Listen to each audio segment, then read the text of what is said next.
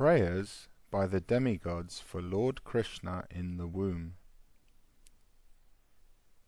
King Krsna not only occupied the kingdoms of the Yadu, Bhoja and Andhaka dynasties and the kingdom of Shurasena, but he also made alliances with all the other demoniac kings as follows: the demon Pralamba, demon Baka, demon Chanura, demon Trinavata, demon Agasura, demon Mushtika, demon Arishta, demon Dvivida, demon Putana, demon Keshi, and demon Denuka. At that time Jarasandh was the king of Magadha province, known at present as Bihar state.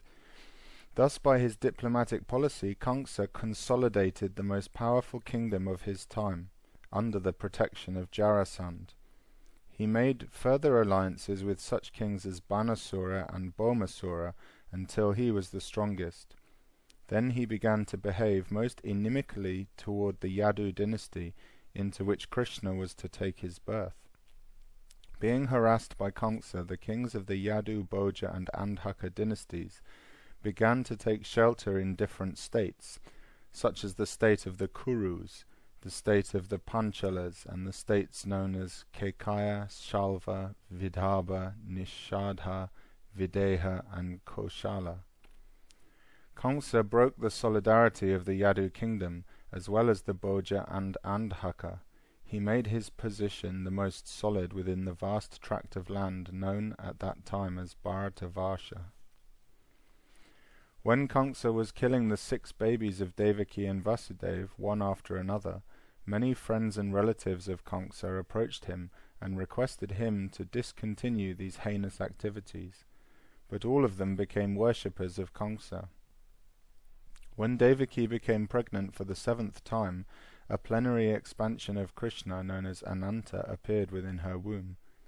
Devaki was overwhelmed with both jubilation and lamentation. She was joyful, for she could understand that Lord Vishnu had taken shelter within her womb, but at the same time she was sorry that as soon as her child would come out, Krsna would kill him. At that time the Supreme Personality of Godhead, Krishna, being compassionate upon the Yadus, who were fearful due to the atrocities committed by Krsna, ordered the appearance of Yogamaya, his internal potency. Krishna is the Lord of the universe, but he is especially the Lord of the Yadu dynasty. Yogamaya is the principal potency of the Personality of Godhead. In the Vedas it is stated that the Lord, the Supreme Personality of Godhead, has multipotencies. Parasya Shaktir Vividaiva Shruyate. All the different potencies are acting externally and internally, and Yogamaya is chief of all potencies. The Lord ordered the appearance of Yogamaya in the land of Vrajbhumi in Vrindavan, which is always decorated and full with beautiful cows. In Vrindavan, Rohini, one of the wives of Vasudeva, was residing at the house of King Nanda and Queen Yashoda. Not only Rohini, but many others in the Yadu dynasty were scattered all over the country due to their fear of the atrocities of Krsna. Some of them were even living in the caves of the mountains. The Lord thus informed Yogamaya, "Under the imprisonment of Krsna are Devaki and Vasudeva, and at the present moment my plenary expansion Shesha is within the womb of Devaki. You can arrange the transfer of Shesha from the womb of Devaki to the womb of Rohini. After this arrangement I am personally going to appear in the womb of Devaki with my full potencies.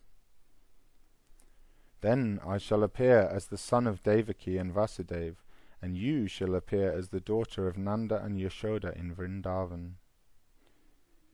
Since you will appear as my contemporary sister, and since you will quickly satisfy desires for sense gratification, people within the world will worship you with all kinds of valuable presentations, incense, candles, flowers, and offerings of sacrifice. People who are after materialistic perfection will worship you under the different forms of your expansions, which will be named Durga, Bhadrakali, Vijaya, Vaishnavi, Kumuda, Chandika, Krishna, Madhavi, Kanyaka, Maya, Narayani, Ishani, Sharada, and Ambika. Krishna and Yogamaya appeared as brother and sister, the Supreme Powerful and the Supreme Power. Although there is no clear distinction between the powerful and the power, power is always subordinate to the powerful. Those who are materialistic are worshippers of the power, but those who are transcendentalists are worshippers of the powerful. Krishna is the Supreme Powerful, and Durga is the Supreme Power within the material world. Actually, people in the Vedic culture worship both the powerful and the power. There are many hundreds and thousands of temples of Vishnu and Devi, and sometimes they are worshipped simultaneously. The worshipper of the power, Durga, or the external energy of Krishna, may achieve all kinds of material success very easily, but anyone who wants to be elevated transcendentally must engage in worshipping the powerful in Krishna consciousness. The Lord also declared to Yogamaya, "My plenary expansion, Anantashesh, is within the womb of Devaki." On account of being forcibly attracted to the womb of Rohini, he will be known as Sankarshan, and will be the source of all spiritual power, or bala, by which one can attain the highest bliss of life, which is called Ramana. Therefore, the plenary portion Ananta will be known after his appearance either as Sankarshan or as Balaram. In the Upanishads it is stated, Nayam Atma Bala Hinena Labhya. The purport is that one cannot attain the supreme platform of self-realization without being sufficiently favored by Balaram. Bala does not mean physical strength. No one can attain spiritual perfection by physical strength. One must have the spiritual strength which is infused by Balaram or Sankarshan. Ananta or Shesha is the source of the power which sustains all the planets in their different positions.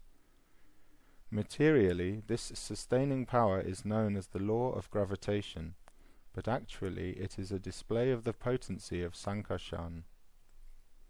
Balaram or Sankarshan is the source of spiritual power, or the original spiritual master. Therefore, Lord Nityananda Prabhu, who is also the incarnation of Balaram, is the original spiritual master. And the spiritual master is the representative of Balaram, the form of the Supreme Personality of Godhead who supplies spiritual strength. In the Chaitanya Charitamrita it is confirmed that the spiritual master is the manifestation of the mercy of Krishna.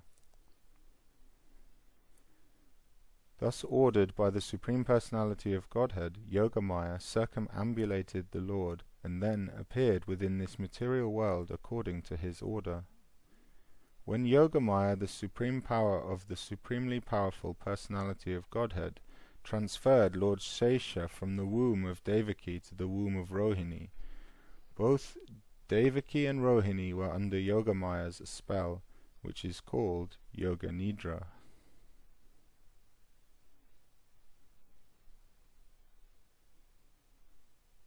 When this was done, people thought that Devaki's seventh pregnancy had been a miscarriage.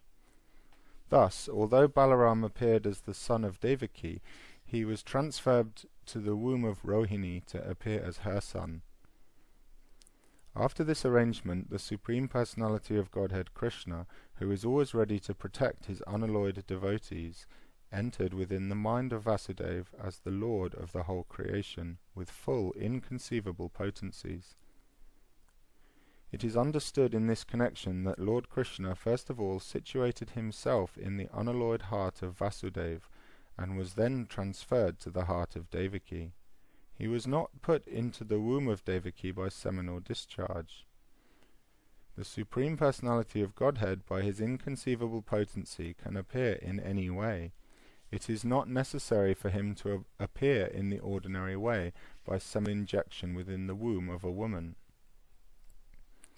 When Vasudeva was sustaining the form of the Supreme Personality of Godhead within his heart, he appeared just like the glowing sun, whose shining rays are always unbearable and scorching to the common man. The form of the Lord, situated in the pure unalloyed heart of Vasudeva, is not different from the original form of Krishna.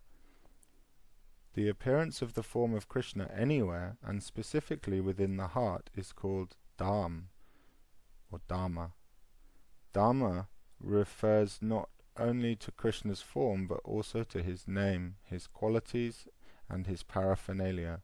Everything becomes manifest simultaneously. Thus, the eternal form of the Supreme Personality of Godhead with full potencies was transferred from the mind of Vasudeva to the mind of Devaki, exactly as the setting sun's rays are transferred to the full moon rising in the east. Krishna, the Supreme Personality of Godhead, thus entered the body of Devaki from the body of Vasudeva without being subject to any of the conditions of an ordinary living entity. Since Krishna was there, it is to be understood that all his plenary expansions, such as Narayan, and incarnations like Lord Nrsimha and Varaha, were with him. They were also not subject to the conditions of material existence. In this way, Devaki became the residence of the Supreme Personality of Godhead, who is one without a second, and the cause of all creation. Devaki became the residence of the Absolute Truth. But because she was confined within the house of Kamsa, she looked just like a suppressed fire, or like misused education. When fire is kept in a jug, the illuminating rays of the fire cannot be very much appreciated. Similarly, misused knowledge, which does not benefit the people in general, is not very much appreciated. So Devaki was kept within the prison walls of Kamsa's palace, and no one could see her transcendental beauty, which resulted from her conceiving the Supreme Personality of Godhead. Kamsa, however, saw the transcendental beauty of his sister Devaki, and he at once concluded that the Supreme Personality of Godhead had taken shelter in her womb. She had never before looked so wonderfully beautiful. He could distinctly understand that there was something wonderful within the womb of Devaki. In this way, Kamsa became perturbed, because he was sure that the Supreme Personality of Godhead, who would kill him in the future, had now come. Kamsa began to think, "What is to be done with Devaki? Surely she has Vishnu or Krishna within her womb. So it is certain that Krishna has come to execute the mission of the demigods, and even if I immediately kill Devaki, his mission cannot be frustrated." Kamsa knew very well that no one can frustrate the purpose of Vishnu. Any intelligent man can understand that the laws of God cannot be violated. His purpose will be served in spite of all impediments offered by the demons. Kamsa thought, "If I kill Devaki at the present moment, Vishnu will enforce his supreme will more vehemently. To kill Devaki just now would be a most abominable act. No one desires to kill his reputation, even in an awkward situation. If I kill Devaki now, my reputation will be spoiled. Devaki is a woman, and she is under my shelter. She is pregnant, and if I kill her, immediately my reputation, the results of my pious activities, and my duration of life will all be finished." He further deliberated. "A person who is too cruel is as good as dead, even in this lifetime. No one likes a cruel person during this lifetime, and after his death people curse him. On account of his self-identification with the body, he must be degraded and pushed into the darkest region of hell." Kamsa thus meditated on all the pros and cons of killing Devaki at that time. Kamsa finally decided not to kill Devaki right away, but to wait for the inevitable future. But his mind became absorbed in animosity against the personality of Godhead. He patiently waited for the delivery of the child, expecting to kill him, as he had done previously with the other babies of Devaki. Thus being merged in the ocean of animosity against the personality of Godhead, he began to think of Krishna or Vishnu while sitting, while sleeping, while walking, while eating, while working, in all the situations of his life. His mind became so much absorbed with the thought of the Supreme Personality of Godhead that indirectly he could see only Krishna or Vishnu around him. Unfortunately, although his mind was so absorbed in the thought of Vishnu, he is not recognized as a devotee because he was thinking of Krishna as an enemy. The state of mind of a great devotee is also to be always absorbed in Krishna. But a devotee thinks of him favorably, not unfavorably. To think of Krishna favorably is Krishna consciousness, but to think of Krishna unfavorably is not Krishna consciousness. At this time Lord Brahma and Lord Shiva, accompanied by great sages like Narada, and followed by many other demigods, invisibly appeared in the house of Kamsa. They began to pray to the Supreme Personality of Godhead in select verses, which are very pleasing to the devotees, and which award fulfillment of their desires. The first words they spoke acclaimed that the Lord is true to his vow. As stated in the Bhagavad Gita, Krishna descends to this material world just to protect the pious and destroy the impious. That is his vow. The demigods could understand that the Lord had taken his residence within the womb of Devaki to fulfill his vow, and they were very glad that the Lord was appearing in order to fulfill his mission. Then the demigods addressed the Lord as Satyam Param, or the Supreme Absolute Truth. Everyone is searching after the truth. That is the philosophical way of life. The demigods give information that the Supreme Absolute Truth is Krishna. One who becomes fully Krishna conscious can attain the Absolute Truth. Krishna is the Absolute Truth because, unlike relative truth, he is truth in all the three phases of eternal time. Time is divided into past, present and future. Krishna is truth, always, past, present and future. In the material world, everything is being controlled by supreme time in the course of past, present and future. But before the creation, Krishna was existing, and when there is creation, everything is resting in Krishna, and when this creation is finished, Krishna will remain.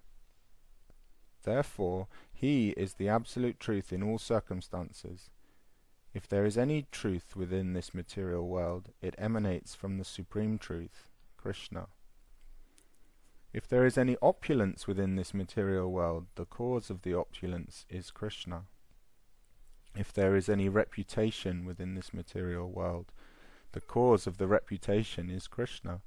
If there is any strength within this material world, the cause of such strength is Krishna. If there is any wisdom and education within this material world, the cause of such wisdom and education is Krishna. Therefore, Krishna is the source of all relative truths. This material world is composed of 5 principal elements: earth, water, fire, air, and ether, and all such elements are emanations from Krishna. The material scientists accept these 5 primary elements as the cause of the material manifestation, but the elements in their gross and subtle states are produced by Krishna. The living entities who are working within this material world are products of his marginal potency. In the 7th chapter of the Bhagavad Gita, it is clearly stated that the whole manifestation is a combination of 2 kinds of energies of Krishna: the superior energy and the inferior energy. The living entities are the superior energy, and the dead material elements are his inferior energy. In his dormant stage, everything remains in Krishna. The demigods continued to offer their respectful prayers unto the supreme form of the personality of Godhead, Krishna, by analytical study of the material manifestation. What is this material manifestation? It is just like a tree. A tree stands on the ground. Similarly, the tree of the material manifestation is standing on the ground of material nature. This material manifestation is compared to a tree because a tree is ultimately cut off in due course of time. A tree is called vriksha. Vriksha means that thing which will be ultimately cut off.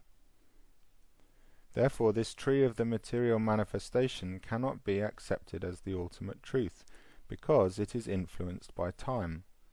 But Krishna's body is eternal. He existed before the material manifestation. He is existing while the material manifestation is continuing, and when it will be dissolved, he will continue to exist. Therefore, only Krishna can be accepted as the absolute truth. The Katha Upanishad also cites this example of the tree of the material manifestation standing on the ground of material nature. This tree has two kinds of fruits, distress and happiness. Those who are living in the tree of the body are just like two birds. One bird is the localized aspect of Krishna known as the Paramatma, and the other bird is the living entity. The living entity is eating the fruits of this material manifestation. Sometimes he eats the fruit of happiness, and sometimes he eats the fruit of distress. But the other bird is not interested in eating the fruit of distress or happiness because he is self-satisfied. The Katha Upanishad states that one bird on the tree of the body is eating the fruits, and the other bird is simply witnessing.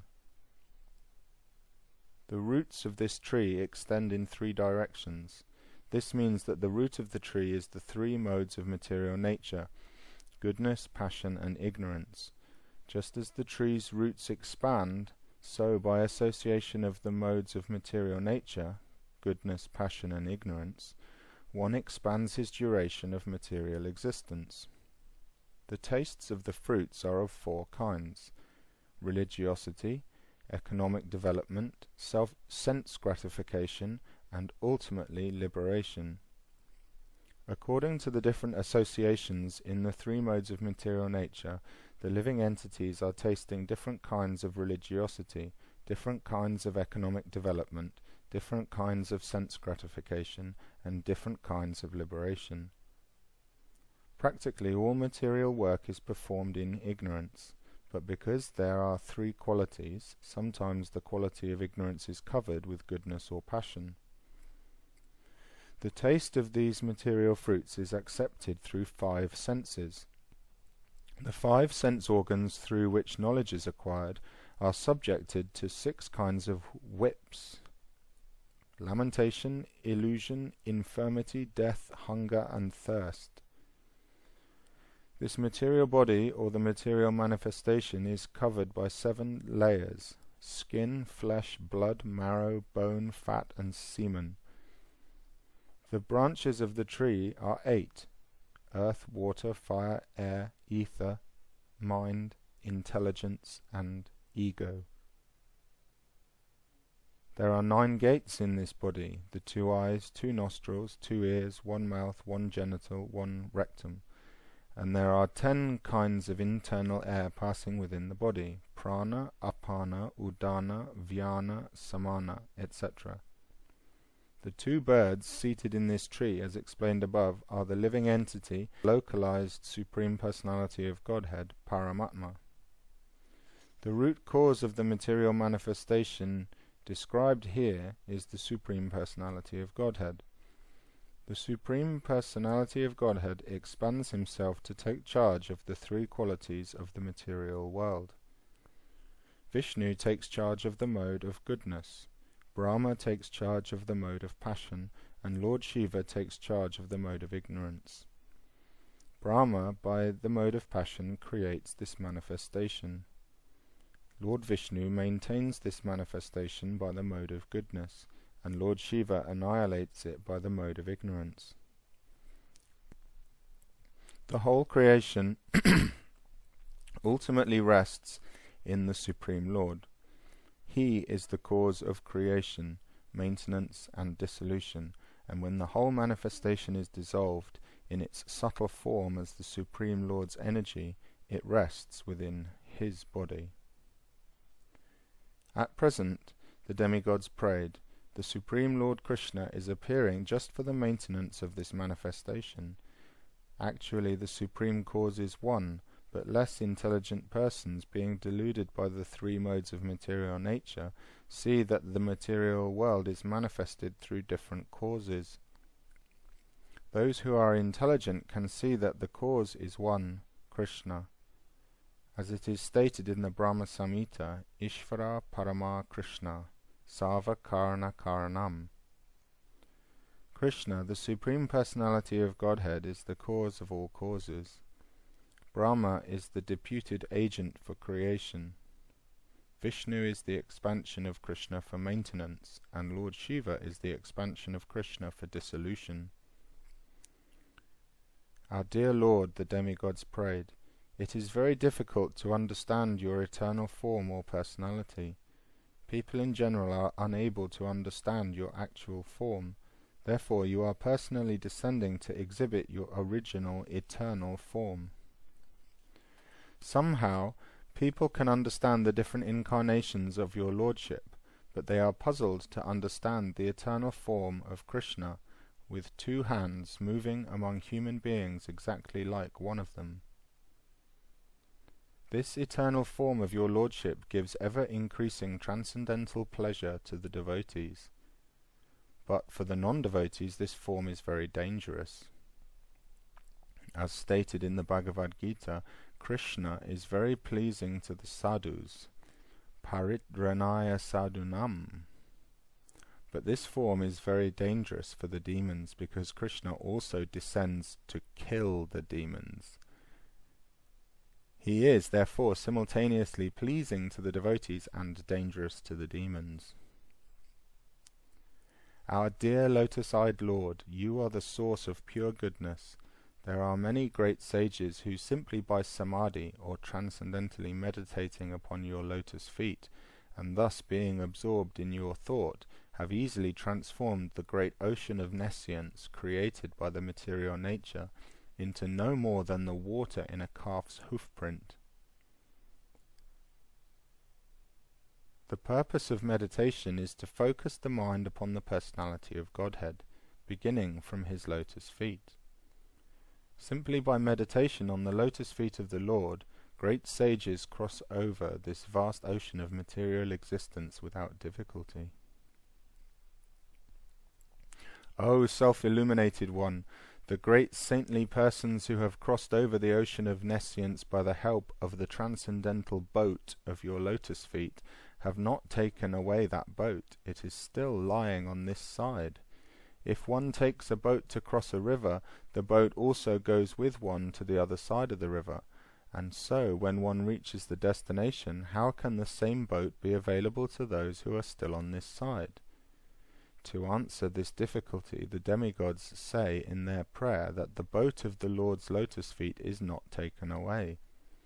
The devotees still remaining on this side are able to pass over the ocean of material nature, because the pure devotees do not take the boat with them when they cross over. When one simply approaches the boat, the whole ocean of material nescience is reduced to the size of the water in a calf's hoof print.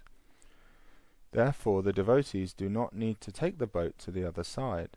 They simply cross the ocean immediately. Because the great saintly persons are compassionate toward all conditioned souls, the boat is still lying on this side. In other words, one can meditate upon the lotus feet of the Lord at any time, and by so doing one can cross over the great ocean of material existence. Meditation means concentration upon the lotus feet of the Lord. Lotus feet indicate the Supreme Personality of Godhead. But those who are impersonalists do not recognize the lotus feet of the Lord, and therefore their object of meditation is something impersonal. The demigods express their mature verdict that persons who are interested in meditating on something void or impersonal cannot cross over the ocean of nescience. Such persons are simply imagining that they have become liberated. O lotus-eyed Lord, their intelligence is contaminated because they fail to meditate upon the lotus feet of your Lordship. As a result of this neglectful activity, the impersonalists fall down again into the material way of conditioned life. Although they may temporarily rise to the point of impersonal realization, impersonalists undergo severe austerities and penances to merge themselves into the Brahman effulgence, or impersonal Brahman existence. But their minds are not free from material contamination. They have simply tried to negate the material ways of thinking. That does not mean that they have become liberated. Thus they fall down. In the Bhagavad Gita, it is stated that the impersonalist has to undergo great tribulation in realizing his ultimate goal. At the beginning of Srimad Bhagavatam, it is also stated that without devotional service to the Supreme Personality of Godhead, one cannot achieve liberation from the bondage of fruitive activities. The statement of Lord Krishna is there in the Bhagavad Gita and in Srimad Bhagavatam. The statement of the great sage Narada is there. And here also the demigods confirm it. Persons who have not taken to devotional service are understood to have come short of the ultimate purpose of knowledge and are not favoured by your grace. The impersonalists simply think that they are liberated, but actually they have no feeling for the personality of Godhead. They think that when Krishna comes into the material world, he accepts a material body. They therefore overlook the transcendental body of Krishna. This is confirmed in the Bhagavad Gita. Avajananti mam mudhaha. In spite of conquering material lust and rising to the point of liberation, the impersonalists fall down. If they are engaged just in knowing things for the sake of knowledge and do not take to the devotional service of the Lord, they cannot achieve the desired result. Their achievement is the trouble they take, and that is all. It is clearly stated in the Bhagavad Gita that to realize Brahman identification is not all. Brahman identification may help one become joyful without material attachment or detachment, and to achieve the platform of equanimity, but after this stage one has to take to devotional service. When one takes to devotional service after being elevated to the platform of Brahman realization, he is then admitted into the spiritual kingdom for permanent residence in association with the Supreme Personality of Godhead. That is the result of devotional service. Those who are devotees of the Supreme Personality of Godhead never fall down like the impersonalists. Even if the devotees fall down, they remain affectionately attached to their Lord. They can meet all kinds of obstacles on the path of devotional service, and freely, without any fear, they can surmount such obstacles. Because of their surrender, they are certain that Krishna will always protect them. As it is promised by Krishna in the Bhagavad Gita, my devotees are never vanquished. Our dear Lord, the demigods continued, you have appeared in your original unalloyed form, the eternal form of goodness, for the welfare of all living entities within this material world. Taking advantage of your appearance, all of them can now very easily understand the nature and form of the Supreme Personality of Godhead. Persons who belong to the four divisions of the social order, the brahmacharis, grihastas, vanaprasthas and sannyasis, can all take advantage of your appearance. Dear Lord, husband of the goddess of fortune, devotees who are dovetailed in your service do not fall down from their high position like the impersonalists. Being protected by you, the devotees are able to traverse over the heads of many of Maya's commanders-in-chief, who can always put stumbling blocks on the path of liberation. Dear Lord, you appear in your eternal transcendental form for the benefit of the living entities, so that they can see you face to face and offer their worshipful sacrifices by ritualistic performance of the Vedas, mystic meditation and devotional service as recommended in the scriptures. Dear Lord, if you did not appear in your eternal transcendental form full of bliss and knowledge, a form which can eradicate all kinds of speculative ignorance about your position, then all people would simply speculate about you according to their respective modes of material nature. The appearance of Krishna is the answer to all imaginative iconography of the Supreme Personality of Godhead. Everyone imagines the form of the Supreme Personality of Godhead according to his mode of material nature. In the Brahma Samhita it is said that the Lord is the oldest person. Therefore, a section of religionists imagine that God must be very old, and therefore they depict a form of the Lord like a very old man. But in the same Brahma Samhita that is contradicted. Although he is the oldest of all living entities, he has his eternal form as a fresh youth. The exact words used in this connection in Srimad Bhagavatam are Vijnanam Ajnana Bida Pamajanam.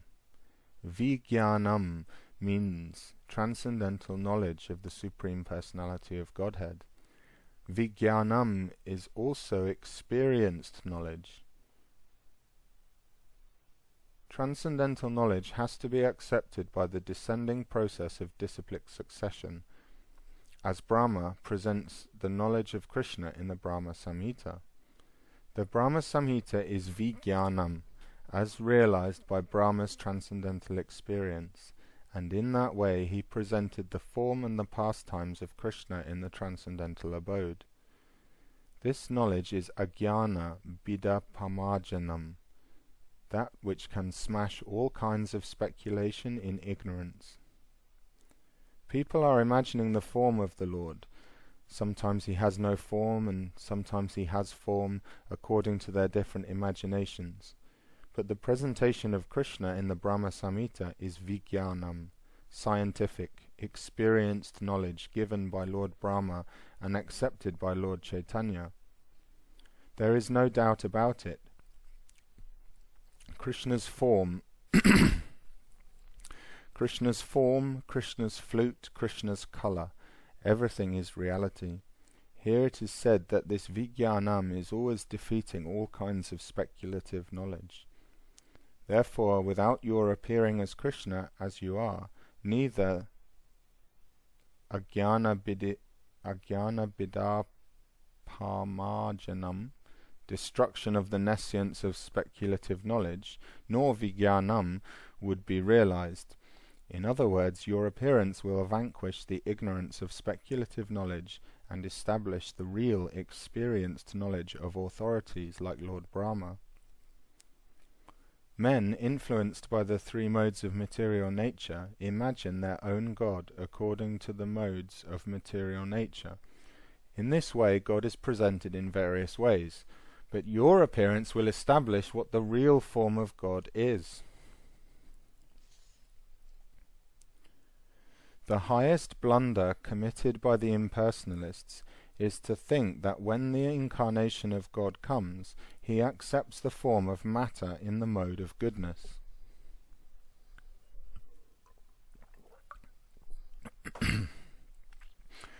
Actually, the form of Krishna or Narayan is transcendental to any material idea.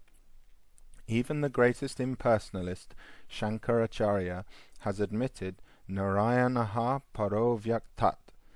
The material creation is caused by the avyakta, impersonal manifestation of matter, or the non-phenomenal total reservoir of matter. But Krishna is transcendental to that material conception. That is expressed in Srimad Bhagavatam as Shuddha Sattva, or transcendental goodness. He does not belong to the material mode of goodness, and he is above the position of material goodness.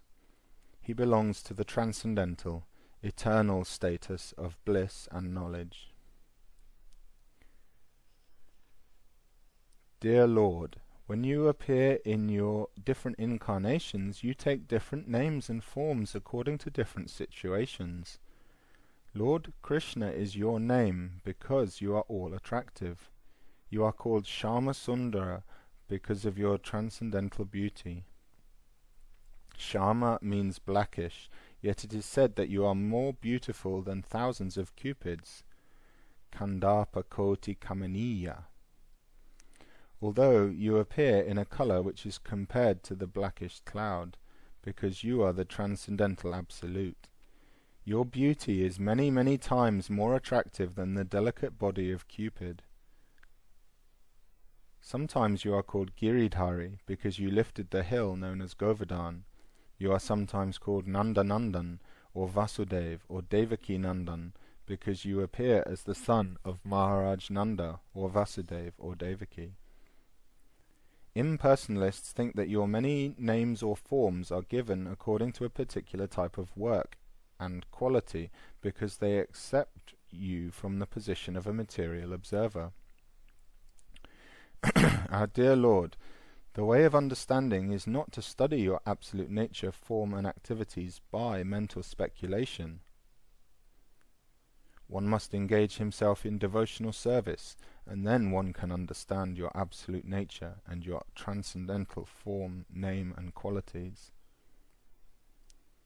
Actually, only a person who has a little taste for the service of your lotus feet can understand your transcendental nature or form and qualities. Others may go on speculating for millions of years, but it is not possible for them to understand even a single part of your actual position. In other words, the Supreme Personality of Godhead, Krishna, cannot be understood by the non-devotees, because there is a curtain of Yogamaya which covers Krishna's actual features, as confirmed in the Bhagavad Gita. Naham prakashaha sarvasya. The Lord says, I am not exposed to anyone and everyone. When Krishna came, he was actually present on the battlefield of Kurukshetra, and everyone saw him. But not everyone could understand that he was the Supreme Personality of Godhead. Still, everyone who died in his presence attained complete liberation from material bondage and was transferred to the spiritual world. O Lord, the impersonalists or non-devotees cannot understand that your name is identical with your form. Since the Lord is absolute, there is no difference between his name and his actual form. In the material world there is a difference between form and name. The mango fruit is different from the name of the mango. One cannot taste the mango fruit simply by chanting mango, mango, mango. But the devotee who knows that there is no difference between the name and the form of the Lord chants Hare Krishna, Krishna Krishna, Hare Hare, Hare Rama, Rama Rama, Hare Hare, and realizes that he is always in Krishna's company. For persons who are not very advanced in absolute knowledge of the Supreme, Lord Krishna exhibits his transcendental pastimes. Such persons can simply think of the pastimes of the Lord and get full benefit. Since there is no difference between the transcendental name and form of the Lord, there is no difference between the transcendental pastimes and the form of the Lord. For those who are less intelligent, the great sage Vyasadeva wrote the Mahabharata. In the Mahabharata, Krishna is present in his different activities. The Mahabharata is history, and simply by studying, hearing, and memorizing the transcendental activities of Krishna, the less intelligent can also gradually rise to the standard of pure devotees. The pure devotees who are always absorbed in the thought of the transcendental lotus feet of Krishna, and who are always engaged in devotional service in full Krishna consciousness, are never to be considered to be in the material world. Srila Rupa Goswami has explained that those who are always engaged in Krishna consciousness with body, mind and activities are to be considered liberated even within this body. This is confirmed in the Bhagavad Gita. Those who are engaged in the devotional service of the Lord have already transcended the material position. Krishna appears in order to give a chance to both the devotees and the non-devotees for realization of the ultimate goal of life. The devotees get the direct chance to see him and worship him. Those who are not on that platform get the chance to become acquainted with his activities and thus become elevated to the same position. Our dear Lord, O Supreme Controller, when you appear on earth, all the demons like Kamsa and Jarasandh will be vanquished, and all good fortune will be ushered into the world. When you walk on the globe, your lotus feet will impress on the ground the marks of your souls, such as the flag, the trident, and the thunderbolt. Thus you will grace both the earth and us on the heavenly planets who shall see those marks. O dear Lord, the demigods continued, you are unborn, therefore we do not find any reason for your appearance other than for your pleasurable pastimes.